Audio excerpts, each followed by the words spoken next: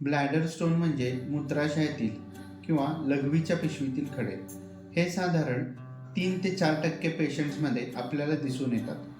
हे शक्यतो 50 ते 55 वयाच्या पुढील व्यक्तींना होतात.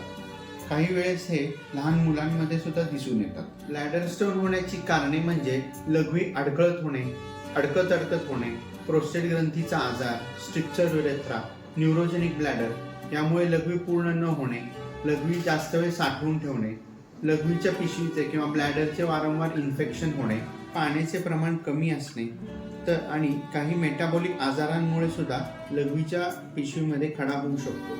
तसेच काही वेळेस किडनीच्या ट्यूबमधून म्हणजे युरेटरमधून लघवीच्या पिशवीत खडा येऊन तो मोठा होऊन ब्लॅडर स्टोन आपल्याला होऊ शकतो. याचे योग्य वेळेस निदान व त्याची ट्रीटमेंट करणे आवश्यक आहे.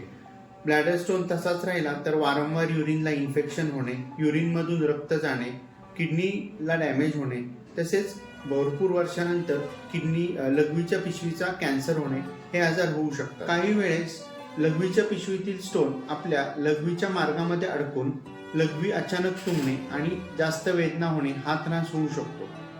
तर लघवीच्या पिशवीतील खडा म्हणजे लघवीला वेदना होणे, लघवीमधून रक्त जाणे, वारंवार युरिन इन्फेक्शन होणे, पोटात दुखणे, लघवीला जडपणा किंवा दडपण येणे हा त्रास ब्लॅडर स्टोनमुळे होऊ शकतो. जर तुम्हाला हा त्रास होत असेल तर आपल्याला युरोलॉजिस्टचा सल्ला घेणे महत्त्वाचे आहे. अशाच इन्फॉर्मेटिव्ह व्हिडिओसाठी आम्हाला फॉलो करा आणि शेअर करा.